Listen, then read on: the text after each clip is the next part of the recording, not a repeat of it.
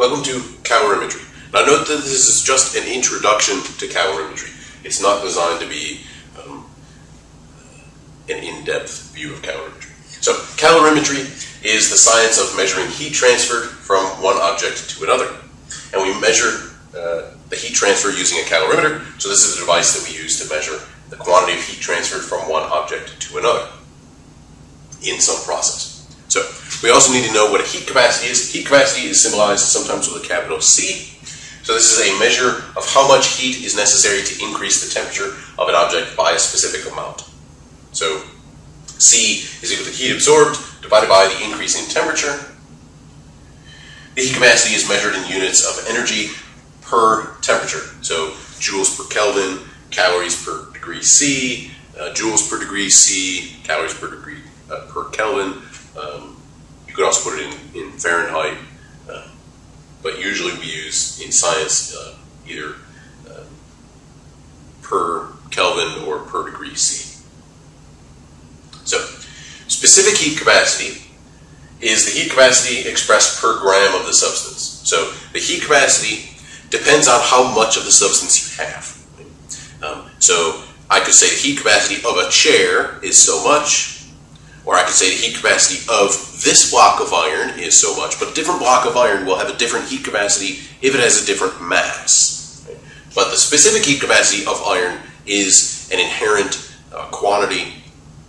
So the specific heat capacity is measured in units of energy per temperature per gram. So joules per gram Kelvin, or calories per gram degree Celsius, and so on. So the specific heat capacity of water is so one way to symbolize specific heat capacity is C with a subscript S. So specific heat capacity of water is 4.18 joules per gram degree C, or 1 calorie per gram degree C. Note that this is in fact how a calorie is defined. Note here that this is calorie with a lowercase c.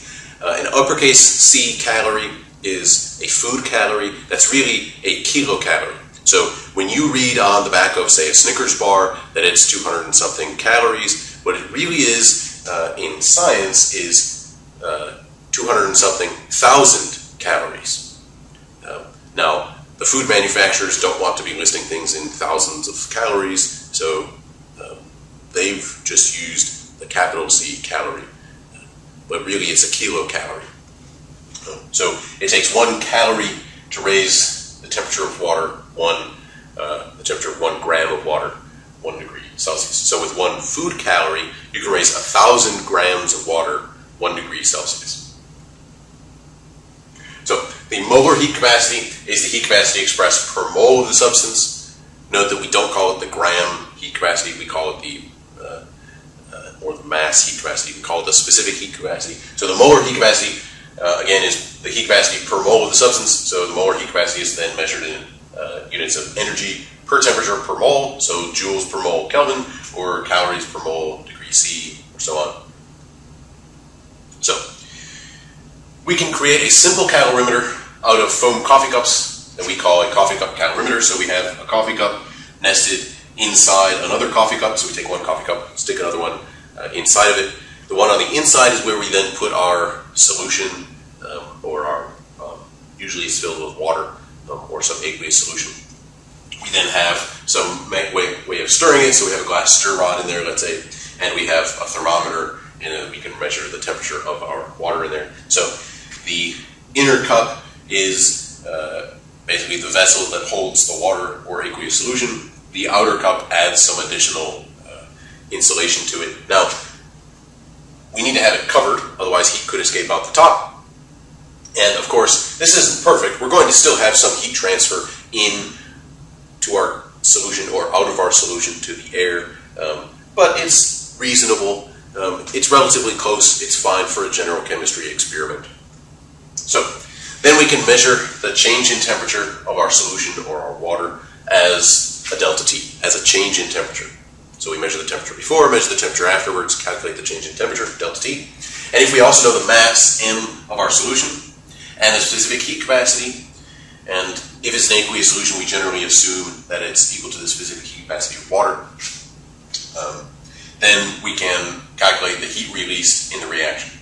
So the heat released Q is equal to mc delta T, or mcs delta T, where again m is the mass of our solution, cs is the heat capacity of our solution. Usually we assume that this is the same as water. Again, it's 4.18 joules per gram Kelvin, or 1 calorie per gram degree C, times our temperature, which again we need to list in the same temperature units that we're using here for our specific heat capacity.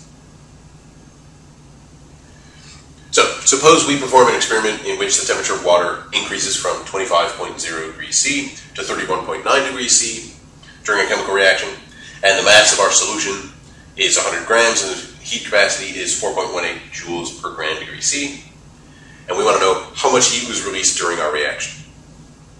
Well, we can plug that into our equation there. Q equals mc delta T. The mass is the mass of our solution, 100 grams. The heat capacity was given as 4.18 joules per gram degree C. The change in temperature then is our final temperature minus initial temperature, so 31.9 degrees C minus 25.0 degrees C, and that equals 6.9 degrees C is our delta T. So we can plug those in. Q equals mc delta T, 100 grams times 4.18 joules per gram degree C times our temperature change, delta T, 6.9 degrees C, and that equals 2.9 times 10 to the 3 joules. So 2,900 joules.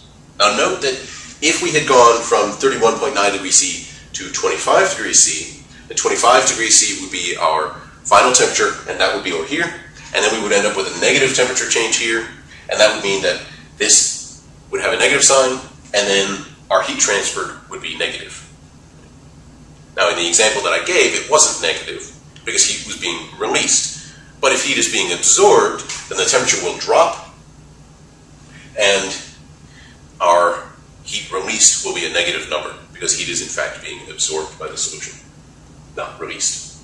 So that was an introduction to calorimetry.